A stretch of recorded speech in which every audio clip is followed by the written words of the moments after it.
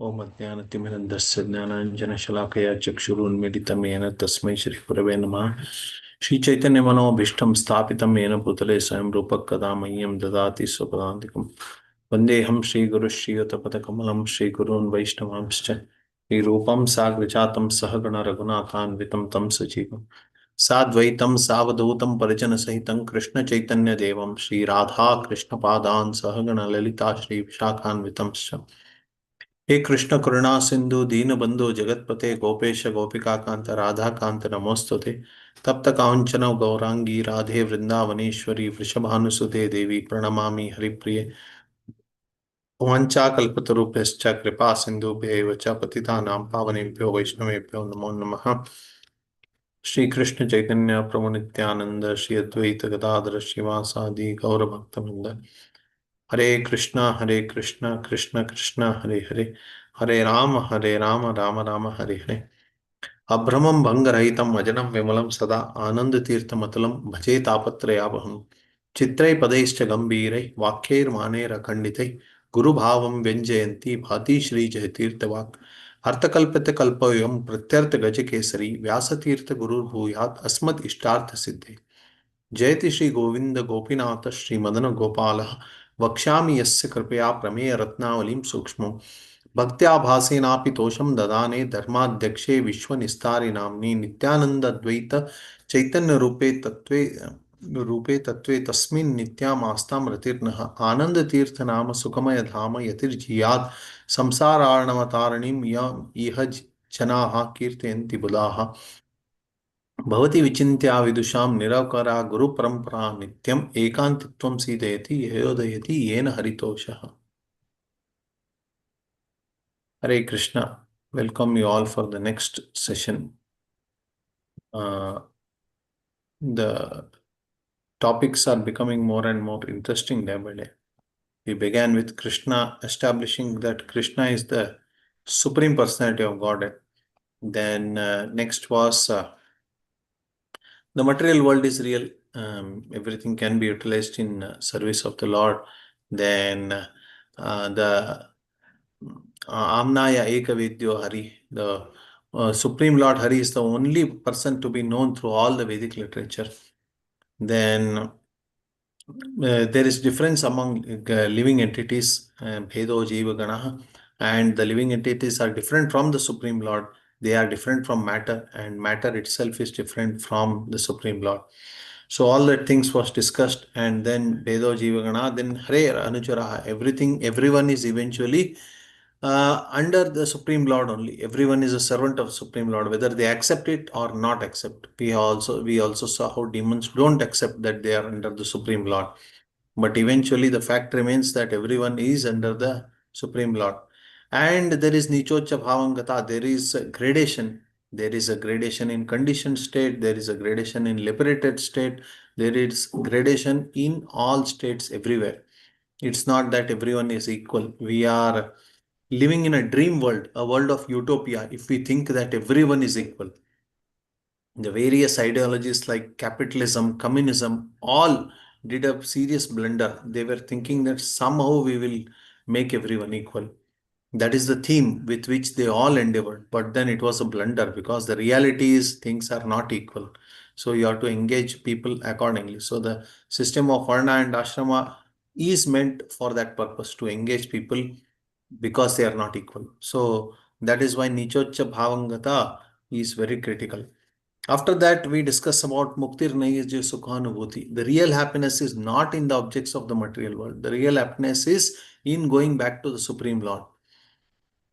So, achieving the Supreme Lord, that is the real happiness. So, one tries to make patchwork formulas for happiness in this material world, tries to make various adjustments, but all those adjustments eventually are going to get frustrated. The real happiness will be when we give up these patchwork solutions on this world and go to that world where there is eternity, knowledge, and bliss. So, that is real happiness. Now, how to go there? How to achieve that? So, for that, a very critical point is Amala Bhaktischa Tat Sadhanam. Pure devotional service is the only way to go back to God. No other processes will work. We saw an introduction. I would like to put one interesting point here. This is my realization. It can be contested also. I am okay with that. But Muktir Naija Sukhanubhutir Amala Bhaktis Chatat Sadhanam. This is what Vyasatirtha has written. So there is a charama used here, or in some Panini Sanskrit called chakara. Why is chakara used here? Muktihi. So I tried to ask different acharyas, but they somehow did not give clarity on that. So if you do normal Samskrita Anvaya, it means Muktihi Naija Sukhanubhuti Amala Bhakti cha Tatsadana. Means Muktihi Amala Bhakti cha Naija Sukhanubhuti. Can we do Anvaya like this? So the real happiness is in liberation, the real happiness is in devotion. So that seems to be the message here. So does it tally with the Gaudi understanding that devotional service itself is bliss? Okay, so one thing we should understand that even we accept that it can't be for everyone. I mean, there will be some very pure souls like Shukadeva Goswami, Atma Ramascha Muniyaha. They will be satisfied in their own selves. So they don't need anything external. So they are liberated even here, even in being in the material world, they are liberated. But then such souls are rare, and every soul, it's not that they are automatically getting the bliss of devotion. Eventually they need liberation. Devotion is there here, but the devotion, along with that, there is conditioning which is giving sorrow also. So it's only when they overcome the conditioning completely and go to the spiritual world, they can perform pure devotion without any contamination, and they will, that will be a cause of bliss. So for majority of the people, definitely it is right. But it could be a case that there could be some exceptional cases where pure devotion is also complete bliss. So that is why the cha may be there, is what looks like. Okay, it can be discussed further in future. So anyway, so Amala Bhakti or Ekantiki Bhakti, that is real happiness. So what is this? Sarvopadhi Vinurmuktam Tatparatvenam Nirmalam Rishikena Rishikesha Sevanam Bhakti Ritam. So the real devotion is what? When we are able to give up all our designations, free from all material designations. I am so and so, I am this, I am that, free from all material designations, and tat paratvena nirmalam. So that purity, that pure state is called where everyone engages all their senses just to satisfy the Supreme Lord. That is called pure devotion. That is called ekantiki bhakti. Now, liberation from material bondage is therefore a byproduct of devotional service. Attainment of spiritual knowledge is not sufficient to ensure liberation. Such knowledge must be overcoated with devotional service, so that ultimately the devotional service alone predominates. Then liberation is made possible. Srimad Bhagavatam 1.2.15 purport. Now, in the Mahabharata Tatparya Nirnaya, Madhvacharya exactly comments the same thing, that it is from bhakti that jnana is born. Knowledge comes from devotion, and that knowledge further gives rise to devotion. So, from devotion comes knowledge, and from knowledge comes further devotion. And ultimately, it's the devotion that is going to liberate a person. That's what he mentions in the Mahabharata Tattva. So, that tallies very much with this, that it's devotional service alone, which is it's a byproduct of knowledge, and it gives us liberation. This means that after liberation, the process of devotional service continues. In the Srimad Bhagavatam, real devotional liberation is defined as the reinstatement of the living entity in his own identity, in his own constitutional position. The constitutional position is already explained. Every living entity is the part and parcel fragmental portion of the Supreme Law. Therefore, his constitutional position is to serve. After liberation, this service is never stopped. Actual liberation is getting free from the misconceptions of life. Bhagavad Gita 18.55 purport.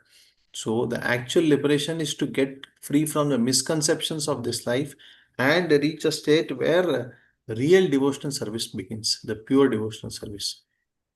So we have read these things. Now, Okay, what is this pure devotional? How many are there any different ways to perform it, or is there any one only one way to perform it?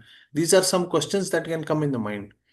What are the ways of performing? So Srimad Bhagavatam describes 9 ways of performing devotional service. The famous verse we all know. Sri Prahlada Uvacha Shravanam Kirtanam Vishnu Smaranam Pada Sevanam Archanam Vandanam Dasyam Sakyam Atmanivedanam Iti Pumsarpita Vishnu Bhaktiste Navalakshana Kriyate Bhagavatyadha Tanmanyedhitamuttamam. Translation: Prahlada explains that hearing and chanting the names of Vishnu, form, qualities, and pastimes, remembering him, serving his feet, worshipping him, offering prayers, serving him as a servant, treating him as a friend, and fully surrendering oneself in body, mind, and speech. These 9 practices together constitute pure devotional service. Whoever dedicates his life to Krishna through these 9 methods, Prahlada says, has truly acquired complete knowledge more than any other kind of learning. So, there are 9 ways in which one can develop pure devotional service. One is through Shravanam, through hearing, through Kirtanam, through glorifying the Lord, either through songs or through lectures or through in different ways you glorify the Supreme Lord. So, speaking the Bhagavatam, speaking the message of Bhagavad Gita, that's also glorification. So, Kirtanam. Then, Shravanam Kirtanam Vishnu Smaranam, to remember the Supreme Lord. See, whatever we discuss here, there should be Chintanam also. There should be thinking of that. We discuss various logics, we discuss various uh, points, various Shastra Pramanas and all. The person should meditate on them. Person should do Chintanam. He should think about this also later. That way, the process of thinking and intelligence will get purified. So we will be able to remember the Lord. Smaranam. Then Pada Sevanam. We should worship the lotus feet of the Lord. Then Shravanam Kirtanam Vishnu Smaranam Pada Sevanam Archanam. We should worship the deity of the Lord. So everyone should worship Shaligrama or deity at home. This is a regular process. Of course, that requires various things which will be discussed very soon. But the thing is that this is required. Padasevanam, Archanam, Vandanam. Or one should offer obeisances. Why in temples we have this facility that everyone bows down to the head, bows down and touch their head to the ground? Because this process of offering obeisances is also there. Padasevanam, Archanam, Vandanam, Dasyam. One should be a servant of the Supreme Lord. Then slowly one should develop friendly relationship with the Supreme Lord, should become more close to the Lord, and eventually Atmanivedanam, surrendering everything to the Supreme Lord. So these are the 9 different ways, and 9 different people perfected their lives through 9 different ways. Shravanam, Parikshit Maharaj perfected his life just by Shravanam. Kirtanam, Shukdev Goswami perfected his life just through Kirtanam. Smaranam, Prahlad Maharaja perfected his life through Smaranam. Uh, Padasevanam. Lakshmi Devi perfected through Padase. Lakshmi Devi serves the Lord in the process of Padasevanam. Akrura is an example, one who worship the lotus feet of the Lord. Then Archanam. Through the process of Archana Vidhi, Prithu Maharaj gained perfection. Archanam. Vandanam. Through the process of, sorry, I got confused.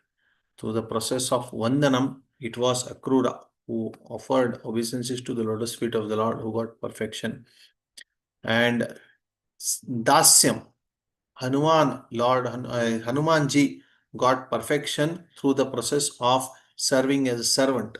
Sakyam, Arjuna gained perfection as a friend of the Supreme Lord. And Atmanivedanam, surrendering everything to the Supreme Lord. Bali Maharaj offered everything to the Supreme Lord, and in this way he gained perfection. And Amrish Maharaj offered all the 9 processes, followed all the 9 processes. Savai Manik Krishna Padara Vindyor Vachamsi Vaikunta Gunanu Navarnani Karor Harer Mandina Vardhana Jishu Shrutim Chakara. So he followed all the processes, and in this way he perfected his life. So that is so the point here is that one may follow one process seriously, 2 processes seriously, or all the 9 processes seriously.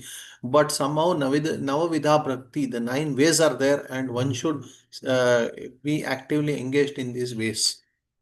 Srimad Bhagavatam 3.8.7 purport, Prabhupada says, two items out of nine, namely hearing and chanting, are most important. See, this hearing and chanting are the most important. Hearing is the first section of Navaveda Bhakti, and so it must be done with seriousness.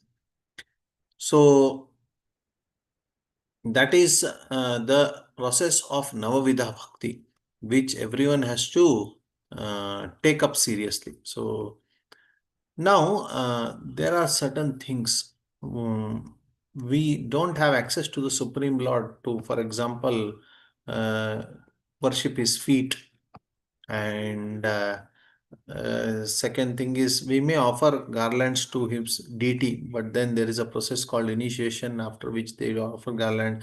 Others bring flowers to the temple and the pujaris offer. So there is a process to reach God. How can we develop friendship with the Supreme Lord? So we can develop through the deity. Definitely, it's an authentic process. But is there a more personal way to develop relationship? To practice all these things, first we have to practice. When a person before entering into the final cricket match, there will be a practice session in which they will properly practice all these things, and in this way they will be able to play the match.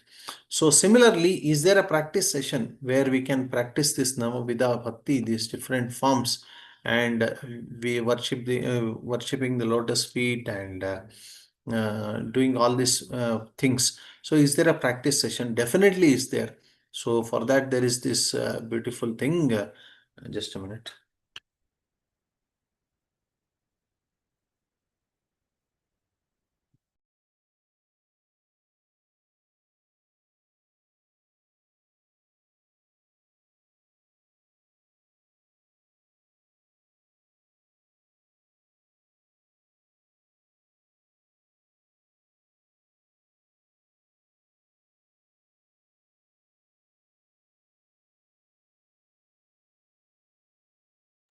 Hare Krishna. Yeah, sorry. I was uh, looking for my book. So the Srimad Bhagavatam, 7th canto, 5th chapter, verse number 32 says, Naisha matis tavad urukramangrim sprishatya anarthapagamo yadartha mahiyasam padarajobhishekam nishkinchana nam vrinita yuvat. For as long as one does not beg to smear upon oneself the dust of the feet of the great devotees, whose only wealth is Krishna, the mind of those superficial vision does not touch the feet of Lord Vishnu. So one should develop this service attitude towards the great devotees of the Lord, the Nishkinchanas. So who are the Nishkinchanas? One who doesn't have any other property. One whose property is zero. Means Krishna is their property. They have given up all other material properties, all other material designations, all the material positions, and for them, Krishna is the only property. So, for whomsoever, Krishna is the only wealth. Twam akinchana gochara. Kunti Devi says that Namo kinchana vittaya nivritta guna vrittaye Atma Ramaya Shantaya Kaivalya Pataye. Nivritta guna vrittaye. They are retired. They are retired from everything material, and they are only satisfied in their own self. They are only satisfied in spiritual. So such people are very dear to the Lord. So such Nishkinchana devotees whose only wealth is Krishna, their lotus feet has to be worshipped seriously. So that is essential for our purification. Uh, uh, Here it is mentioned that the result of one whose mind touches his feet, the feet of pure devotees, is the annihilation of repeated birth and death. So the repeated process of simple way of ending the process of repeated birth and death is to worship the pure devotees of the Lord. So that is the thing. So here Srila Prabhupada mentions in Srimad Bhagavatam 4.30.41 purport. By serving the devotee, one gets the opportunity to serve Krishna. This is confirmed by Lord Chaitanya. By the mercy of the spiritual master, one gets the mercy of Krishna. Without the mercy of the devotee, one cannot approach Krishna. Similarly, in Srimad Bhagavatam 1.2.18 lecture, Vrindavan, October 29, 1972, Srila Prabhupada says, the secret of success in spiritual life is to satisfy the devotee of the Lord. If the devotee is pleased, then Krishna is automatically pleased. This is the system. Service to Vaishnava is more important than service to the Lord. This is the instruction of Lord Chaitanya, who said that there is no means of attaining love of Godhead other than by serving the Vaishnavas. Teachings of Lord Chaitanya, chapter 17. The best way to worship Krishna is worship his devotees. This is the instruction of Shastra. Therefore, the Vaishnava Seva is the highest. Lecture on Srimad Bhagavatam, 7th canto, 9th chapter, 12th verse, Mayapur, February 18, 1977. So, what do we get from this? That we don't have access to the Supreme Lord directly. We are not able to worship the Supreme Lord directly. But if we worship the pure souls, whose wealth is the Supreme Lord, who carry the Supreme Lord in their heart all the time, then automatically we will get the mercy of the Supreme Lord. So here it says, Mahat Pada Rajobhishekam, the dust, the place where these pure devotees have walked, the dust that is there, with that dust we should smear our body, we should do abhisheka, we should take bath in that dust. That means we have to touch their lotus feet, we have to take the dust of the lotus feet, and we have to serve them by following their instruction. So Narada Muni, in his previous life, he was just a son of the maid servant, but because he engaged in service of the pure devotees and he took their Uchishta eminence. So that is why he got purified and he got an opportunity to directly be a son of Brahma in this life, Brahma Manasa Putra, and he is engaged in preaching pure devotional service everywhere. So that is the power of service to the devotees of the Lord, that one gets this highest standard. So second thing is it also helps in cultivating humility. The problem with the material world is that we are too proud. We are proud of our knowledge. We are proud of our position. We are proud to beg before everyone, before anyone. But material nature forces us to beg. Um, because either because we need some work, we need some livelihood, we need some job, we have poor health, we have our difficulties, we have to ask somebody help. We cannot live independently. Nobody can say that I am on my own and I don't need anybody's help. So the laws of nature are quite strong. We cannot independently do whatever we want. But if we take to service of the pure devotees, if we submissively approach the pure devotees, then that actually brings humility in us. That actually, because we need help to reach Krishna, and these pure devotees are a via medium for that. And among the pure devotees, there is one important pure devotee which everyone needs, and that is a spiritual master. नहीं प्रपश्यामि मामपनुद्यात् यच्चोकमच्चोषणम् इंद्रियाणाम् अवाप्य भूमा वसपत्नम वृद्धम राज्यम स्वराणाम अपि चाधिपत्यम. I don't need anything. Even if I get everything in this world, I will not be happy, Arjuna says. So he is in shoka, he is in lamentation. And why he is in lamentation? Because he doesn't have a spiritual master to guide him. And because of absence of spiritual master, he is confused in life. So now he is going to accept a spiritual master very soon, and then his confusions, his desire, his problems will all vanish. Shishyasteham shadimam tam prapannam. I am surrendered to you as a disciple. So now one thing we should understand, that beginning of spiritual life is surrender to spiritual master. There is no shortcut to that. There is no alternative to that. So unless we surrender to spiritual master, our spiritual life will not begin. So it is necessary that yasya prasadat bhagavat prasado yasya prasadan nagati kutopi. So unless one surrenders to spiritual master, there is no question of advancement for him. In Chaitanya Charitamrita Adi Lila 1.45 purport, Prabhupada says, the relationship of a disciple with spiritual master is as good as relationship with the Supreme Lord. A spiritual master always represents himself as a humble servitor of the personality of Godhead, but the disciple must look upon him as the manifested representation of Godhead. It is said in the Shruti, in the Shruti Pramanas, it is said, Yasya deve para bhaktir yatha deve tatha guru tasyaite katita hyarte prakashante mahatmana. So we should have devotion to the Supreme Lord. The way we have devotion to the Supreme Lord, similarly we should have devotion to the spiritual master. Those who have that attitude of love and devotion towards the spiritual master, just like they have love and devotion towards the Supreme Lord, these secrets which are there in the Shastras, they will be revealed to that person. So we want the reality to be, the Vedic knowledge is revealed. It is not something which is understood by intellect. It is not something which is mugged up. It is when the Supreme Lord desires, He reveals. Tene Brahma Hridaya Adi Kavaye Muhyantiyam Suriha. So even the demigods are bewildered by him, but he chose that Brahma gets the knowledge. So this knowledge was revealed to his in his heart. Similarly, the various rishis, the various sages, to them Vedic knowledge was revealed.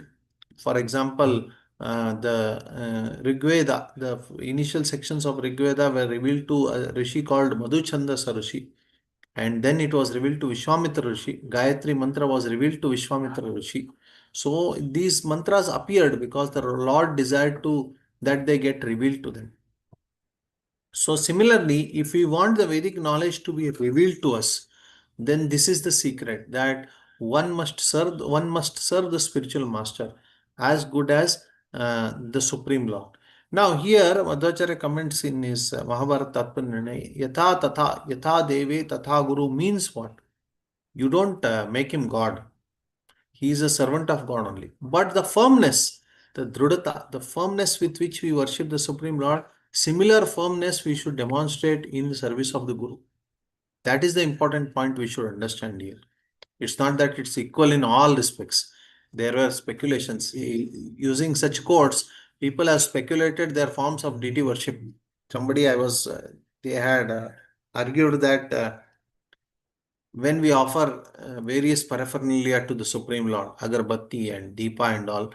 So, because it is said that whatever is offered to Krishna has to be offered to Guru, they will do whole agarbatti offering, whole lamp offering, whole prasada offering, the bhoga offering to the Guru, and then they will offer to Krishna the remnants of the Guru. So, this is pure speculation based on catching one or two quotes. The reality is that spiritual master is a servant of the Supreme Lord and he should take the remnants, the prasada of the Supreme Lord. So, it's common sense. So, and it is explicitly mentioned in Shastras also. Tantra Shastras like Hari Bhakti Vilasa very elaborately tell how the food should be offered to the Supreme Lord and the remnants should be offered to the devotees and to the spiritual master. So they are completely reversing the trend, offering to spiritual master and the remnants of spiritual master are offered to Supreme Lord. Why? Because of catching a few quotes like this. So there is a procedure for everything, and the procedure should be learned from the spiritual master. Unless a person has a spiritual master, he will never get clarity on this. So that is why a spiritual master is essential. Arjuna's situation was difficult. He was mourning, he was lamenting, he was not clear, he was confused about his duty. So if we are confused about what to do and what not to do, if we are lacking clarity about what to do and what not to do, that is a clear indication that we need a spiritual master who is going to guide us. So the position of spiritual master is indispensable. It's very important. In the uh, in the Anuvyakhana, Madhvacharya says that in a Guru Prasad Adhikaran, he mentions that there are two important things that are essential in a guru-disciple relationship. One is Shravana and one is Guru Prasada. So it is essential that a disciple has enough Shravana from the Guru. He has heard enough from the spiritual master. Then he will progress spiritually. And second thing is satisfaction of the spiritual master.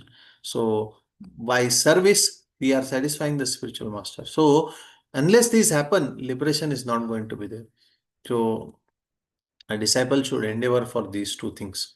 So it could happen that sometimes the disciple, for example, like Bhakti Siddhanta Saraswati Thakur, he was in some terms much more knowledgeable than his spiritual master in the terms of material knowledge or even on the aspects of Shastras. He knew much Shastras, whereas his spiritual master was uneducated. He was not so educated. But his disciple Bhakti Sanchez Thakur, extremely educated. He was encyclopedia of all scriptures. So there was hardly anything that he knew during his time. So he was an encyclopedia. But still, he followed the procedure of engaging in service of the spiritual master and satisfying him. Because because without the satisfaction of spiritual master, there is no question of progress in spiritual life. So spiritual master has a very important role to play. The spiritual master is not God, but he is a representative of God. Therefore, he should be treated as good as God. This is the injunction of all Shastras. Lecture on Srimad Bhagavad Gita 2.7, London, 3rd August 1973.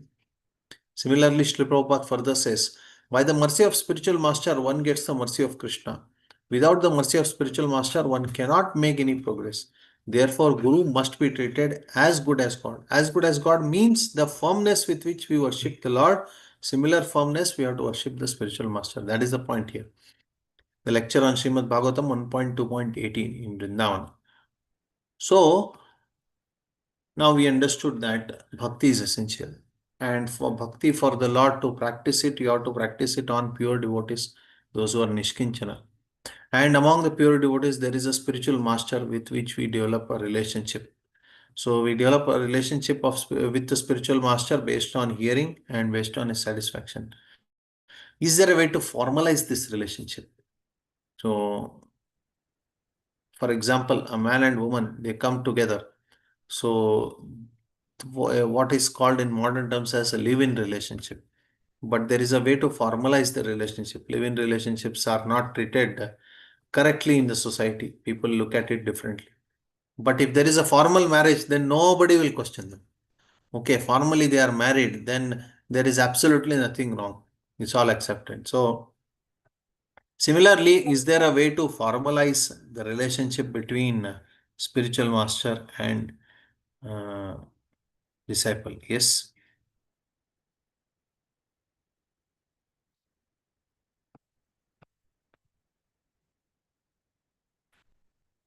Anybody would like to try? What is the way to formalize this relationship between spiritual master and disciple? Bharat Prabhu. So, taking initiation from Guru. Hmm.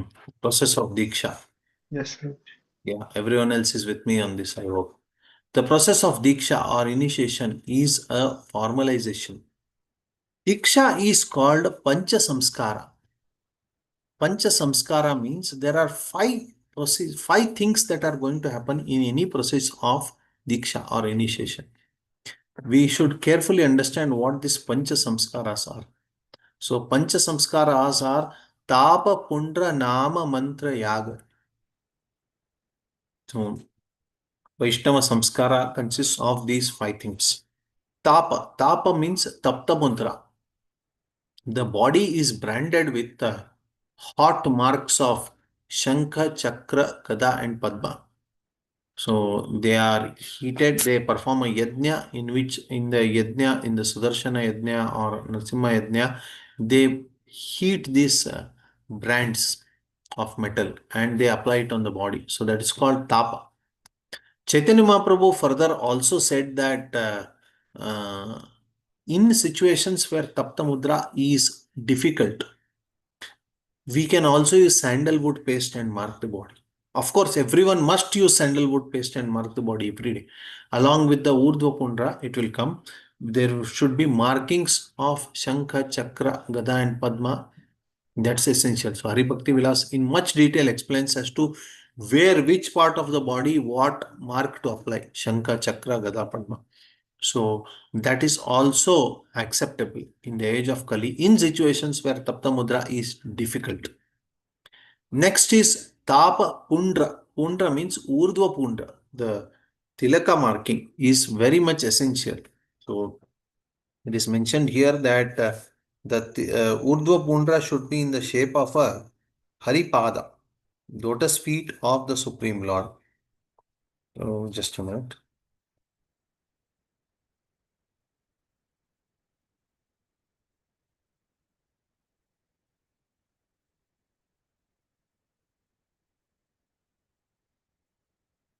हरिनामाक्षरैर् गात्रम् अङ्कयेत् चन्दनादिना सलोको पावनो भूत्वा तस्य लोकम् अवाप्नुयात्. One should mark the body with the syllables of Lord Hari's names by using sandal and so on. Thus, becoming the purifier of the world, one reaches Hari's abode. Okay, one should also mark the body with the holy name of the Lord. So there are yantras which have mantras like Narayana mantra, Krishna mantra. Each of the mantras have yantras. So those yantras should be marked on the body with Gopi Chandana, just like we mark the Shankha Chakra. So that way, those who see them, they will also chant the mantras and they will be purified. So there are various mantras that will come. So the Pundra or the Urdhva Pundra is essential for a Vaishnava very much. Different parts of the body, the different shapes are put of the Gopi Chandana. On the forehead, it's the lotus feet of the Lord, the double lines which are essential. And these can be done with various things. Basically, what's famous today is the Gopi Chandana or the Chandana of the Gopis, Radha Kunda and other places. But Shastra gives a big list of varieties of things that can be used as Gopi Chandana. The mud on the lake bed, the mud on the river banks, and the mud of Tulsi, and the mud of ant hill. So it's a big list of items. So whichever is available locally, all of them can be used for applying Gopi Chandana. So it is not that it has to be from one place only, because there were days when procuring these things were difficult. So that is why whatever was locally available, it was used. That is why you see some variations in different sampradayas also, because of the mud that was used locally available. So in some sampradayas, they burn the tulsi and stick which is dried in yajna, and the ash of that is also used, especially the Sri Vaishnava Sampradaya, they use that. So there are different ways, but the essence is this Urdhva Pundra should be applied such that the on the forehead the lotus feet of Hari is seen. It's also said Hari Mandira. It should also look like a temple. So the curvature can also be like a temple. So that way also it can be applied. So in Sri Vaishnava Sampradaya, they have it little curved like this. So that's also a way in which we can apply the Pundra. But it is very essential that a Vaishnava must apply this. Especially a Dikshita Vaishnava should not feel shy to expose the Urdu Pundra. There are strong statements in Shastras that absence of Urdu Pundra or absence of Tilaka means it is like the forehead is like a crematorium. So that is why it's very essential that a Vaishnava must sport this before everyone once apply this. That makes the others remember Vaishnavas.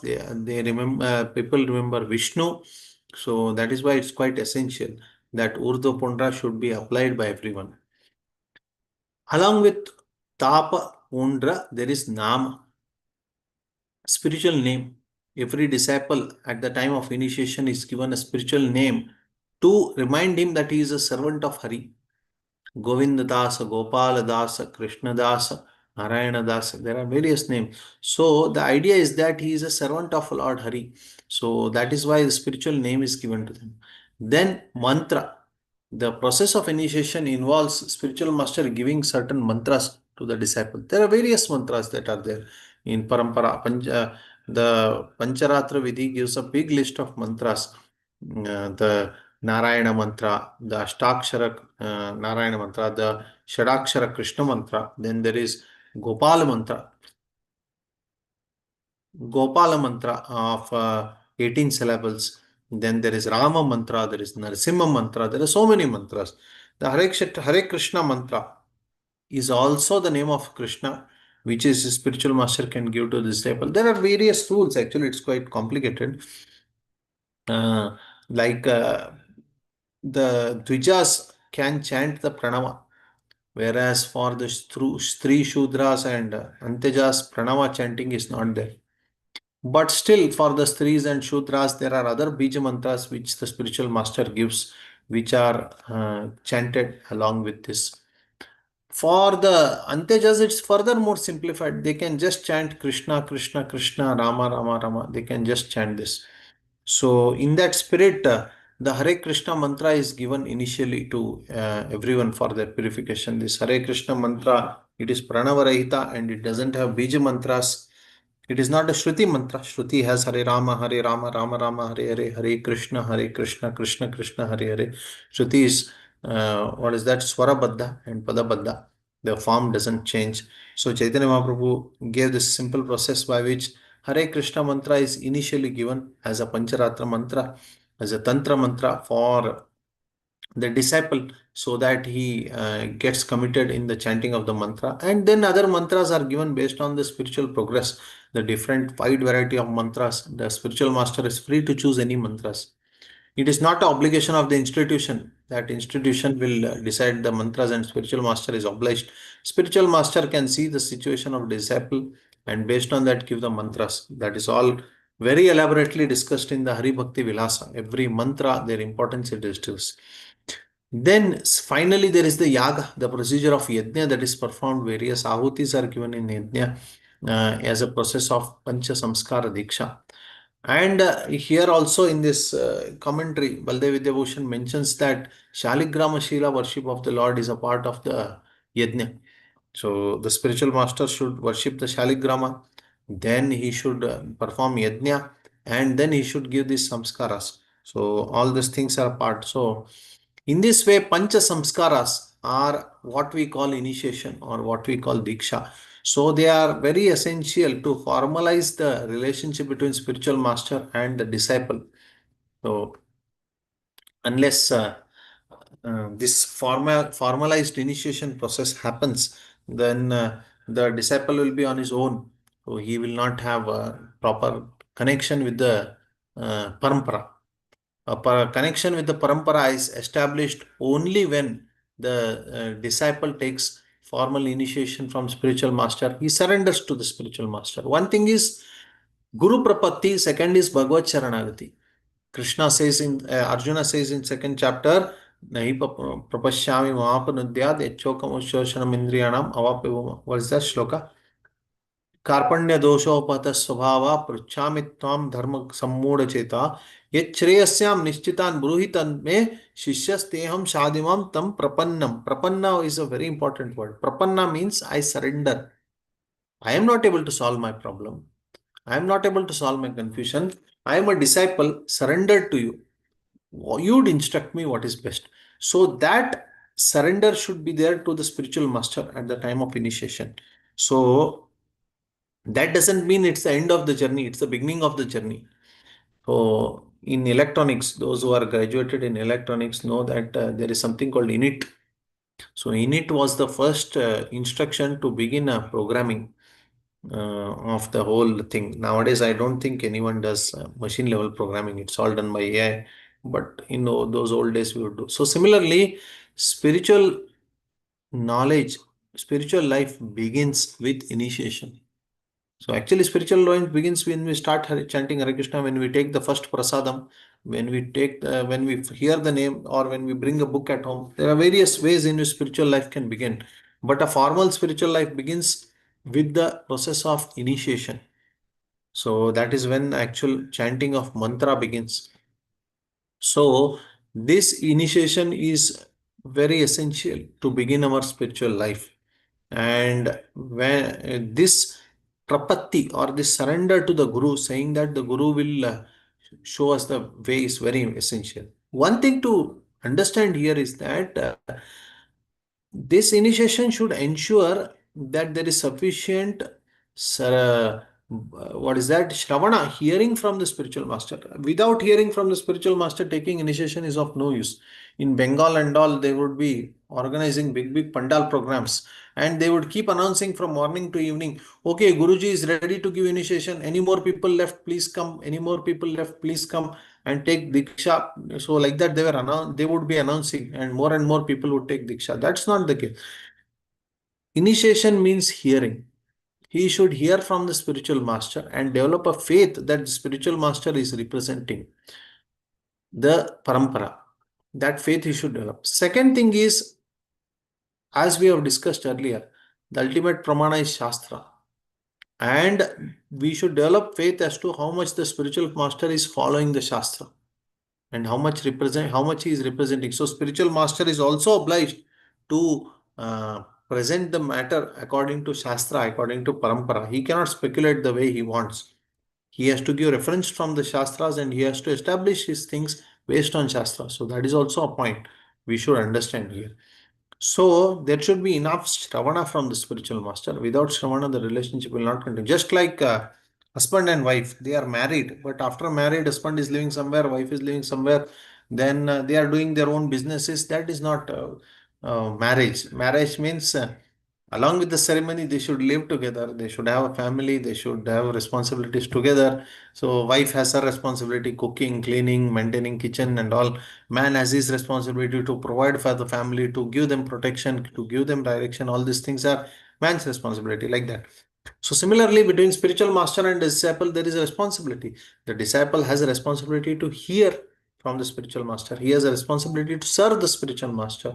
And in this way, that's his job. And the spiritual master's responsibility is to impart pure spiritual knowledge, unadulterated pure spiritual knowledge.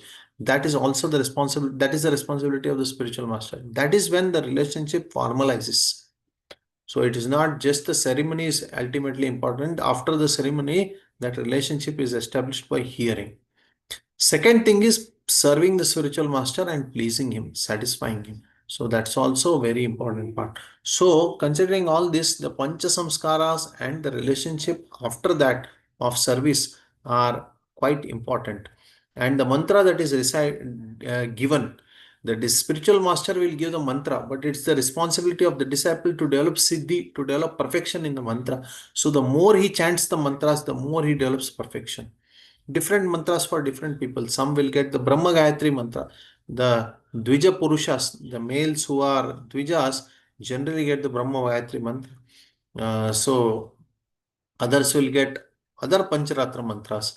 Based on their Varna, they will get different levels. Some will be Antejas and some they will not even get the Pranama mantra. They will not get the Bija mantra.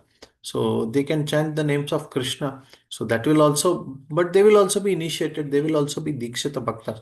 So there is difference. But then the Pancha Samskara is not replaceable. The process of Diksha should happen and the relationship between spiritual master and disciple by the process of hearing, this must be there, and service, it must be there.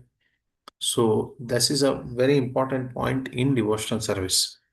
So there are further things to be discussed about the varieties of devotional service and what is the goal of that. All those things we will continue tomorrow. Any questions, please let me know. Prabhuji, what are Antyajas? Yes, Mataji. What are Antyajas? Antejas. So the Varnashrama system has Brahmana, Kshatriya, Vaishya, and Shudras. Those who are outside the system, the Mlechas, the Yavanas, in today's context, the Westerners and the people outside the Vedic culture, like Chinese and Africans, Muslims, all these things, they are all called Antejas. Yes. Also, uh, what about the children who are born out of Anulom or Pratilom marriage? Are they also in Antyajas? They are not called Antejas, but then their position is not also on the level of Dvijas. So Hmm. Suta Goswami, because he was born as Suta, he had adhikara on Puranas, but not on the Shrutis. So that is why he was an expert in Puranas. So they can study the Puranas, they can chant those mantras. Yeah, they can come to the level of Shudra, that is the idea. But they can also develop philosophical knowledge like Suta Goswami. Yes. Suta Goswami was from a Brahmani and Kshatriya, right? Yes. Yes. And Prabhuji, one more question. So right now you mentioned the Tapa, Pundra, Nama, etc. So generally, I don't know if Tapa is still followed everywhere. Like Good I question. haven't heard. Mhm. So it's right now not there much. Yeah, good question. Actually, the Hari Bhakti Vilasa is the Tantra Shastra for our Sampradaya. So definitely it clearly mentions the importance of Tapta Mudra. or Tapa Samskara. It's very essential, it mentions. So it was being practiced earlier in the past. In our Sampradaya also, they had it. Gradually, the practice has reduced. So Chaitanya Mahaprabhu, as we indicated here, has said that we can brand our body with marks of Shankha and Chakra and the holy name. So they will get those brands available. So using Gopi Chandana, using the tilaka that we apply Gopi Chandana, we can brand our body with that. So that is immediate solution for the problem. Of course, in the long run, if you want to establish the real standards, then these things could come up eventually. But as of now, a devotee can do these things. Yes. One thing is Gopi Chandana and all are very pure substances. They should be uh, applied with pure water in a pure state of things. Haribhakti Vilas even mentions that those who have Charanamrita Tirtha, they can use it to apply. So that is also okay. So all these are very pure substances. They have to be handled with purity.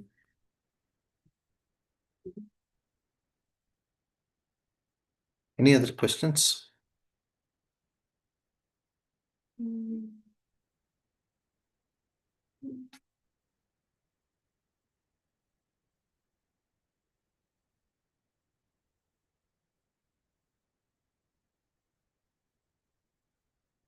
Here it mentions the word in the Kantimala commentary, I will read it. By the use of heated branding in the form of chakra and so on. That is a sentence. Okay. Some fallen souls think that wearing a heated brand of a chakra and so on is too difficult for those whose minds have been polluted by the age of Kali. Desiring to deliver them, Sri Krishna Chaitanya, the Supreme Lord, instructed the use of marks, mudra, consisting of Lord's names and made of sandalwood and so forth, which has been accepted by the previous acharyas. The meaning is that the use of such marks is implied upalakshati in the verse of these five samskaras by the statement about the use of heated branding in the form of chakra, etc. So the point here is that see, this Shanka and chakra is kept in Agni and heated. That too, Agni is purified Agni, where Sudarshana Homa is done, all the yajnas are done. So that purified Shanka chakra is branded on the body. So the person who is recipient is really pure. Sometimes what happens is some people could get sankocha that, oh, we are not so pure, what to do? So fine, you can apply with Gopi Chandan. That is the idea. So sometimes there is a famous thought in the Sampradaya that our Sampradaya Chaitanya Mahaprabhu did not encourage heated branding or Tapta Samskara. He encouraged only this Gopi Chandana application. No, that's not the case. Clearly, even in the Gaudiya Sampradaya also, there is enough precedence that Tapta Samskara should be done. But the point here is that for those whom it is not possible, they could consider using Gopi Chandana and apply Shankha Chakra on their body with that. Okay, any other questions? Yes, Prabhu. Prabhu, I saw one devotee carrying those Shankar and Chakra on the hands. Like it was tattoo, I guess, maybe. Yeah, nowadays So, this in tattooing is come, but in tattooing is more tamasic actually. That it's okay, to some extent you may remember the Lord, but then the process of doing it is actually more tamasic. Yeah, it's okay. As of now, it's okay, but in the long run, if this can be revived, the process of Tapta Mudra, that is more authentic.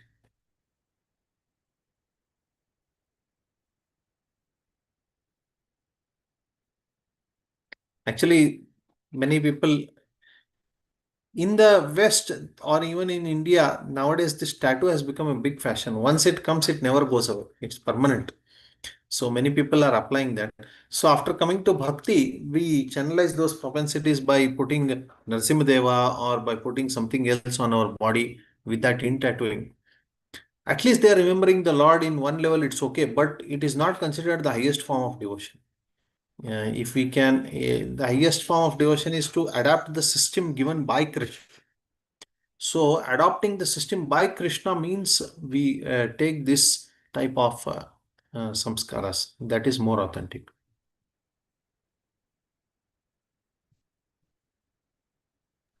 Yes, Prabhu. Thank you, Prabhu. And Prabhu, I wanted to ask Prabhu, you mentioned two things we have to do to surrender and do service to our spiritual master, hearing and serving.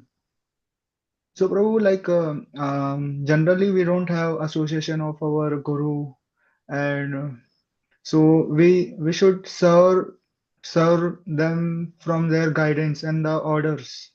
That is also service. Can you Yes. elaborate on this Yes, yes, point, very Prabhu? good point. Very good point. That in big institutions like today's Sangha Shaktir Kali Yuge. In Kali Yuge, Kali Yuga, the progress is through association, Sangha. So that Sangha is being channelized in the form of institutions. So institutions are helping mass preaching. One thing that in that process of mass preaching, one may not have a direct relationship with the spiritual master. Traditionally, what would happen is, let's say there is a village. In village, there are 4 or 5 brahmanas. The local people would approach those brahmanas for initiation and they would give. So the relationship with the spiritual master was always there. And Gurukula, the students would go to Gurukula and learn from the Guru. And once they are out of the Gurukula, till they are out of the Gurukula, the relationship is there. Once they are out of the Gurukula, they go back. There they get local Brahmanas and they take guidance from them. So the regular Tapta Mudra, which happens annually and all, they would do it from their local Brahmanas. So it was not so much institution driven. Similarly, hearing, wherever there was possibility, they would hear from spiritual master. Wherever there was no possibility, they would hear from other brahmanas because the message would be the same. That is what Yudhishthira Maharaj did when he was in the forest. He did not have opportunity to hear from Dronacharya, but he would hear from the local brahmanas who were there and take guidance from them. So if there is less opportunity to hear from spiritual master, there could be enough opportunity to hear from the representative of the spiritual master or other brahmanas. They may not be official representative. For example, there would not have been any official ceremony where Dronacharya has appointed his representative to be in the forest when Yudhishthira Maharaj was in the forest, or Vashishta Muni would not have had an official ceremony where he appoints somebody in the forest when Lord Ramchandra was in the forest for guidance. So, but whoever was Brahmanas, they were being heard. I mean, they would hear from them. At the same time, Shastra study would be there. So that way we would understand how authentic the Brahmanas are, how much they are representing our spiritual master. So, like that, even in the present day society, we have not solved that problem. With mass institutions, also, we have not solved that problem. Yes, there will be situations where we don't have opportunity to hear from spiritual master. But the Shastra study, hearing from other Brahmanas, hearing from other pure souls, that's also essential.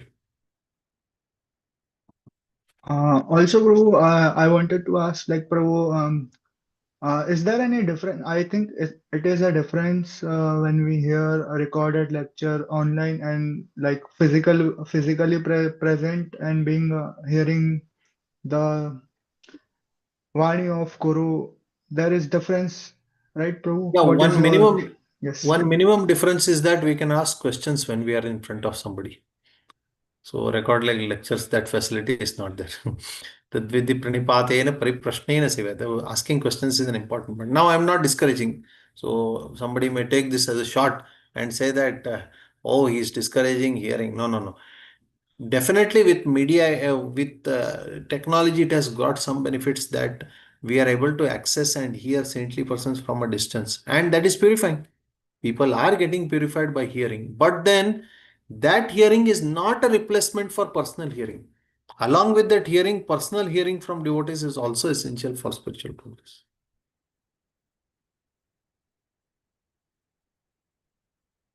Any other questions?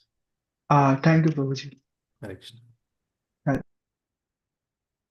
Surya Prabhu, you have some comments on this topic? No, I'm okay. Thanks. So, okay, then we will close now. Tomorrow we will continue about more details on what this devotional service is, what it constitutes, what it doesn't constitute. These are all very confusing things. We are not clear about what devotional service is and what is not. So, all those things we will discuss in detail tomorrow. Hare Krishna. Thank you. Vanchakalpatarubhyascha kripa sindhubhyev cha patitanam pavanebhyo Vaishnavebhyo namo namaha Ananta Koti Vaishnava Vrinda ki jai. Shri Baldev Vidyabhushan Prabhu ki jai. Srila Prabhupada ki jai. Thank God Premanande Hari Bol. Hare Krishna. Thank you so much Eh, for wonderful lecture, Prabhuji. Thank you. Hare Krishna. Haribol, thank you. Thank you.